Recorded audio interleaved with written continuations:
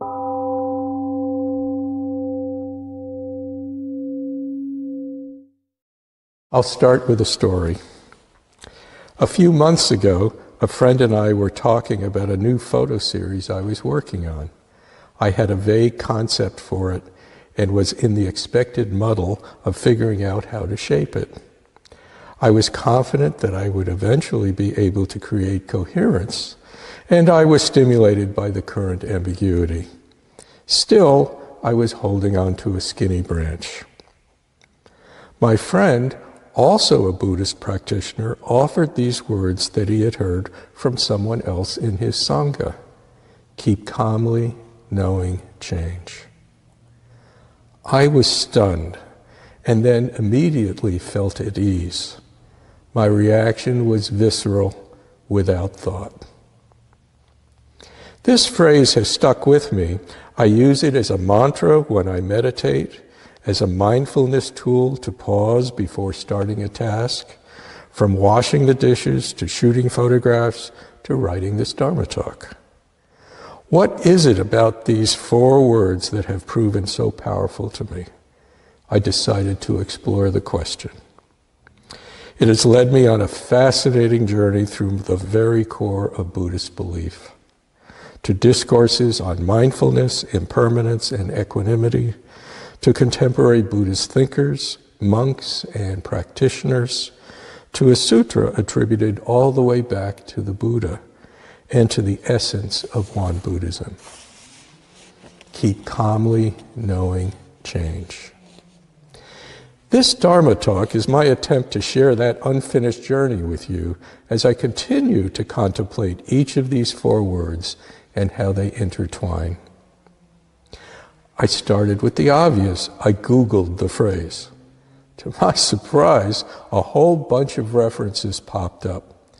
Amid the t-shirt and poster ads about staying calm, I came across references to the Satipatthana Sutta, or Sutra, attributed directly to the Buddha. A Theravada Buddhist monk and scholar, Bhikkhu Analoya, summarized a section specifically as keep calmly knowing change. Another Theravada monk, Bhikkhu Bodhi, described the sutra as the Buddha's original mindfulness manual. This took me to a deeper dive into each of the 4 words, starting with keep. Keep calmly knowing change. In Bhikkhu Analoya's view, keep means to diligently contemplate internally and externally, to really keep at it, being so interested in and keen in formal settings and everyday activities. In Won Buddhism, the 8 articles include both zeal and dedication. The keeping is continuous, not episodic. It's a way of being. Thinking further about the word keep, I imagined 2 photographs. One was of a child holding a favorite toy tightly to her chest. She made up a story that she believed to be true. It's mine. If I let it go, something bad will happen. The second image was of a father holding his small son gently on his chest as they both dozed on the couch. He would not allow the child to fall on the floor, but he was not thinking a whole lot about it. The girl was grasping onto her story. The father was holding his son firmly, but with soft hands. Which led me to the next word, calmly. Keep calmly knowing change. Calmly is a softener, a pause that surrounds the diligent zeal and dedication of keep. I deeply inhale and exhale. I enjoy the freedom it brings. But it's more than just relaxing. In Buddhist practice, we often allow our egos to attach ourselves, to cling to sensory conditions, what we see, hear, smell, touch, taste, and think. These are the stories we create for ourselves. As with the girl and her favorite toy, they pull us away from our true selves, our Buddha nature, resulting in suffering. Bhikkhu Analoya, the Theravadan monk, described calmly as remaining free from desires and discontent so as to dwell independently without clinging to anything. In other words, equanimity. The Buddha taught 4 Brahma Viharas, or sublime attitudes: loving kindness, compassion, sympathetic joy, and equanimity. Equanimity can be described as perspective born by wisdom, a balanced reaction to the nature of things, whether they be positive or negative, pleasant or painful. As Gil Fronsdale, a well-known Buddhist thinker, suggested, when we experience equanimity, there is nothing we can cling to, and so we begin to relax. Together, the first 2 words, keep and calmly, point to being diligent without grasping. In my case, I was able to work on the photo series without becoming frustrated when its shape proved to be elusive. The third word, knowing, took me further. Keep calmly, knowing change. Here, knowing isn't the muscle memory I need to tie my shoes in the dark, or my ability to sing the Star-Spangled Banner by heart. Nor, in this case, is it the wisdom that comes from studying the scriptures, even those that point specifically to learning, teaching, and questioning, as found, for example, in the essential dharmas of daily practice. Rather, I believe the reference is to mindfulness. One Buddhist Reverend O Un Lee gave a wonderful talk a few years ago at the Won Dharma Center in upstate New York entitled Mindfulness in Won Buddhism. You can find it on YouTube. She described mindfulness as non-judgmental present moment awareness, impartial attention to what is happening right now in the body and mind. Unnecessary memories or wishes for the future are gently allowed to fade into nothing.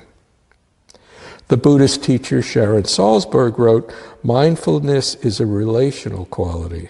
It's not about what's happening, it's about how we are with what's happening. Our goal is simply to be aware and have awareness itself be the vehicle of transformation.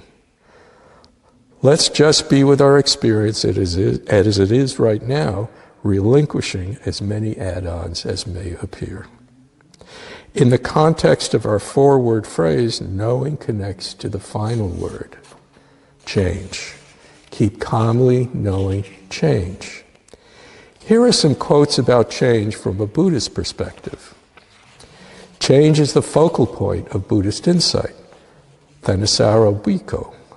Change is a central feature of life. Gil Fronsdale. Buddha considers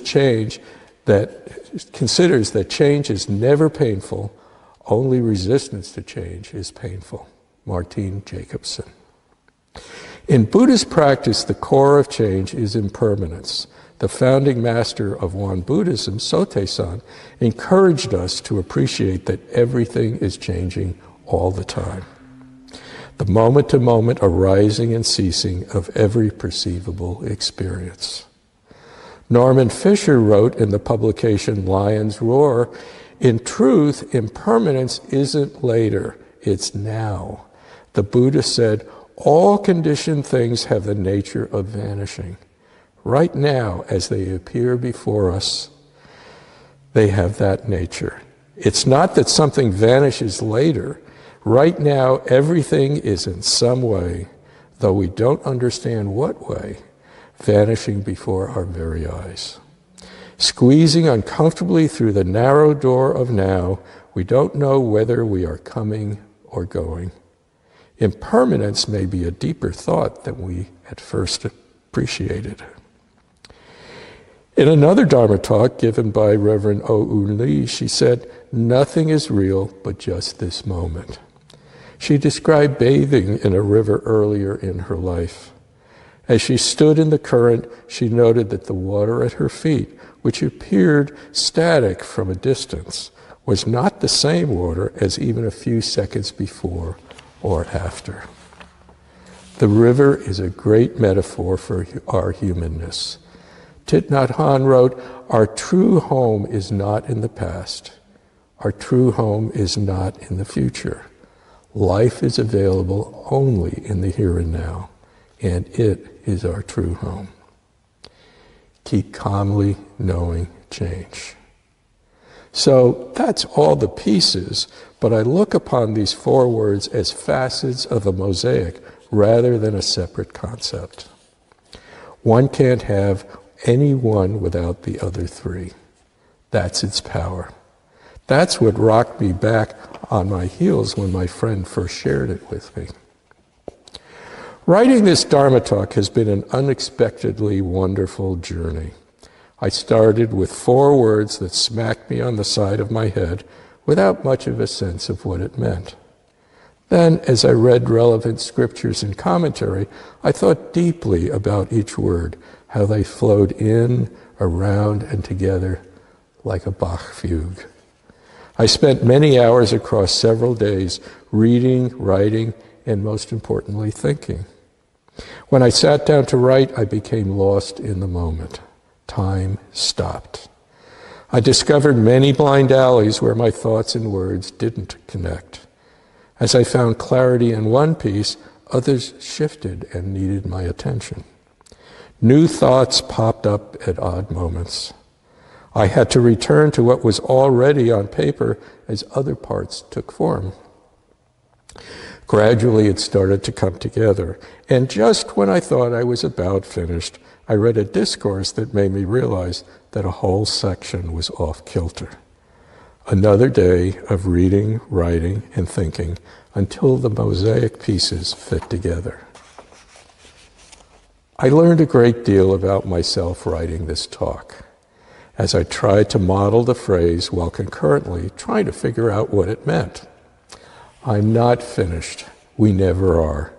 But I am grateful for the experience. So, with gentle hands and a smile, I offer you, keep calmly knowing change. Thank you.